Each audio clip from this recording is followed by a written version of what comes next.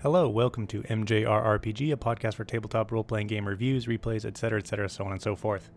This is the final part, Day 3, of the narrative replay for the Japanese Call of Cthulhu scenario, Kamigami wa Denshi Dragu no Yume o Miruka, or The God's Dream of Digital Drugs, written by Byoushin of the INT no Gisei Shataku, or Victims of INT group. If you haven't listened to the first two parts, I suggest doing so. You can also find links in the show notes to the written version of this replay on mjrrpg.com. Warning that this replay is full of spoilers. If you are at all wanting to play this scenario someday, I would suggest not listening any further.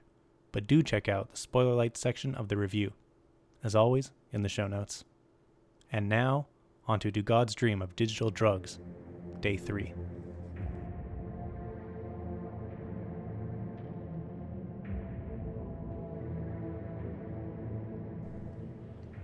Midnight passed, and though tired, Itsumi thought there was still more they could do before HMF kicked off in the morning.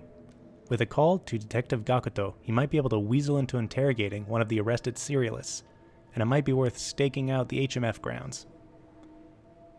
Majima and Akira agreed, and though Daiki wanted little more than to make most of his day off and go to sleep relatively early, he would follow along. Luckily, Detective Gakuto worked nights and gladly volunteered to join Itsumi and guarantee an interrogation. The suspect seemed an ordinary man, late 30s, musician.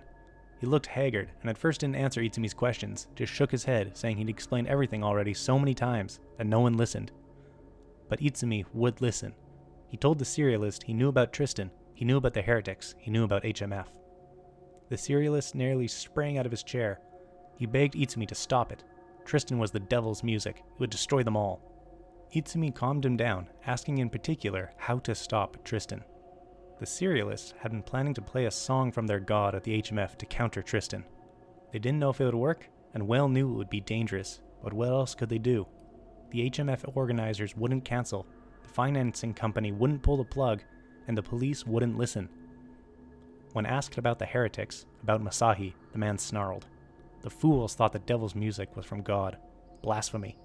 Masahi was the worst among them. He'd heard the music, and knowing what it was, still pushed ahead to broadcast it to the whole world. Though, if it hadn't been for Masahi being involved in HMF, the church might have never learned about Tristan at all. God be praised for small miracles. Itsumi showed the suspect the member list he'd found at the church, and also had Detective Gakuto check which members had been arrested. Between the three of them, they narrowed down 2 members that had slipped through the police and were known to be heretics. The suspect told Itsumi to be careful. Those 2 thought they carried out the will of God. They wouldn't let anyone stop them easily. Leaving the police station, Gakuto said he wouldn't be able to have the event cancelled, or even Tristan stopped, not just based on the words of a jailed cultist. But knowing that 2 possibly dangerous serialists were still on the loose, he'd be able to keep more officers on the lookout, and loop Itsumi into the command structure. If he spotted anything untoward at HMF, he could call on the officers, and they'd know who he was. Parting ways, Itsumi met back up with the others and drove down to the HMF site at Roppongi Art Hills Complex, stopping on the way to pick up his well-worn bokuto. The heavy wood felt good in his hands, though he hoped it wouldn't be necessary.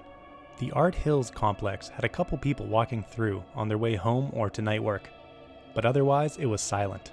A public place. There wasn't anything impeding their wandering around, but nothing had been set up yet. With little else to do, they decided to camp out in Itsumi's car. They woke early as the first trucks pulled in and started unloading equipment.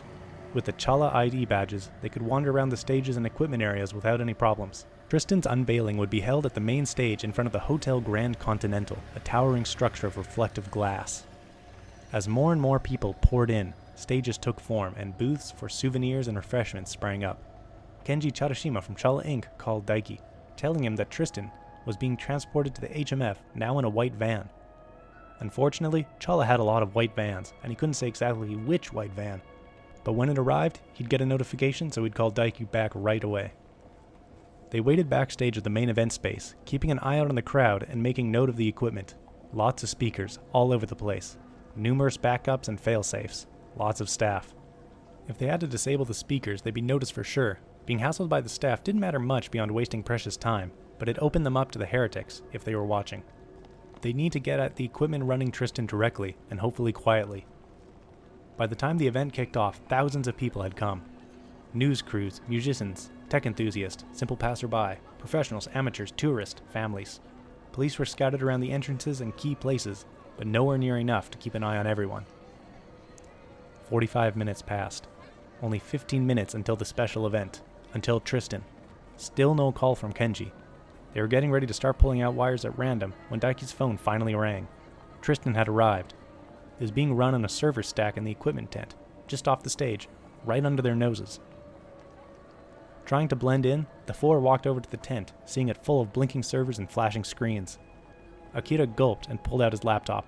A pair of engineers busied themselves in the tent, and when they looked over at Akira plugging into the servers they had been expressly told to keep clear of, he shrugged, making his Chala badge clearly visible, and said he had to run a few last checks just to be extra safe. An experienced liar by now, Akira convinced them completely, and they turned back to their work. Akira quietly puffed a sigh of relief and dove into his work. It would take time, he knew. Tristan had spilled out of its USB drive all over the servers. It seemed to even be searching for a way out. He'd need to hunt it down, and he might be able to delay it a little bit, but it would take time. The announcers' voices rang out, giving a 5-minute countdown. Itsumi, Daiki, and Majima waited outside the tent. If Akira couldn't finish in time, could they just smash the servers? Akira said maybe, but it was risky. Everyone would not only notice, but Tristan seemed more like a virus now than a simple audio file. If they didn't spectacularly destroy every bit of equipment, it might still manage to play. Majima still had the Serialist tune in his head. He'd had it there all night. When he dazed, his fingers started playing it on his thighs. Among the various audio equipment and instruments backstage was a keyboard. If Akira couldn't finish in time, Majima offered, he could play the Serialist song. He thought it might counter Tristan. The others thought this madness, if not impossible. The Serialists had planned a full orchestra, but it was better than doing nothing. Majima grabbed the keyboard and hooked it up to the speakers and practiced, just in case. The countdown hit 0. Nothing happened. Akira gave a weak smile, still pounding on his keyboard. The two staff in the tent panicked, and Akira mumbled he was trying to get it working, but he needed time. Daiki spotted movement in the crowd beyond the annoyed murmuring. 2 men walking with purpose towards the edge of the stage, eyes on the equipment tent. Daiki met Itsumi's eyes, pointed out the men, then dove into the crowd. He pointed at the 2 men and shouted, "Look! Exile!" Something about the surety in his voice, or the white shirt and tie, convinced everyone around him. Soon the crowd surged, hunting for the boy band, sweeping up the 2 beleaguered heretics. Itsumi called in the police, telling them there were 2 dangerous men in the crowd, but he'd lost sight of them. Majima wiped sweat from his eyes, his programs working away at chasing Tristan into a corner, only a little longer. One of the men broke through the deluge of screaming fans, pushing past Daiki and up to the edge of the stage. Daiki stopped resisting. He'd done his part, let the rest handle it now. Majima got up from his piano, stood in between the man and the tent. He didn't know what to do with his hands. He wasn't a fighter. The man drew a knife. Then, Itsumi's bokuto smashed down to the back of the man's head, dropping him to the ground in a heap. The other man had worked his way to the edge of the crowd, but stopped at seeing his companion face down in his own pooling blood. Police arrived on either side, tackling and cuffing him. They all turned to the tent at a triumphant woot to see Akira jumping and fist-pumping the air. He'd got it! He'd killed the little bastard! He'd erased Tristan! And with Partita crippled and withering away, there wouldn't be another. The 4 relaxed, relieved, tired. They'd done it. The HMF staff stared in horror, though. There was no music. Thousands of people waited for a secret event, and now they had nothing. The crowd milled, annoyed at discovering they didn't get to see Exile, and now realizing they might not see anything at all. Majima gulped and carried his keyboard onto the stage, sat down, stretched his fingers, and started playing. The others had a brief moment of panic, thinking Majima was about to play the Serialist song, but it was an unwanted horror. In the following months, Majima gained some renown. His performance was perfectly adequate. Confusing, really, for the audience, who didn't quite see what was so secret about it. But the story eventually came out that Majima had stepped up to cover the blank spot, and people ate that up. Frequent TV gigs gave way to regular spots on a few shows, and a strong core audience for his music was secured. He always had a little ditty in his ear, though, and working ever so slight themes from it into his pieces, his audience grew and grew, among musicians and laymen both, as well as obscure corners of the internet, and a particular church near Jiyugaoka Station. Itsumi filed report after report, and then follow-up reports, and interviews for those reports, then reports for those interviews, and so on.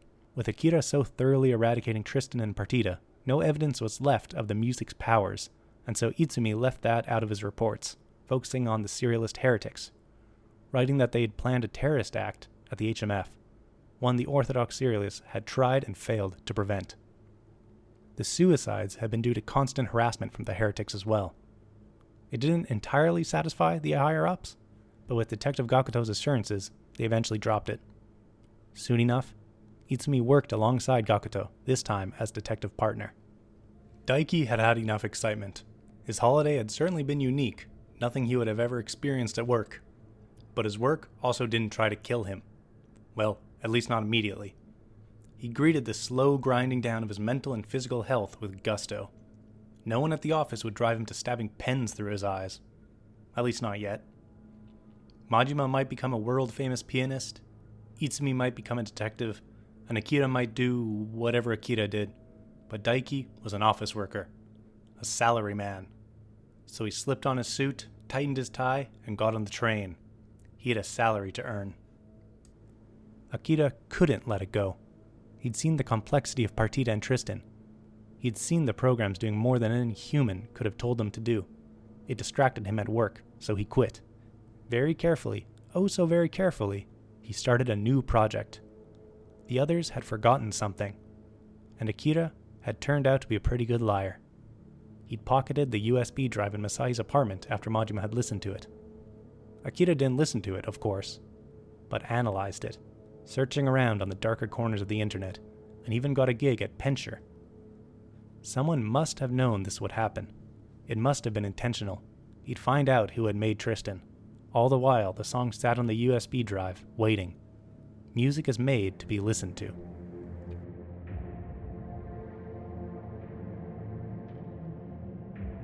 Thank you for listening to Day 3 of Do God's Dream of Digital Drugs.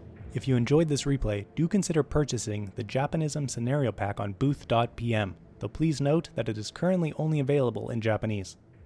Big thanks as always to CryoChamber for use of their albums Cthulhu and Yog-Sothoth. Check the show notes for links. Until next time, have a good one.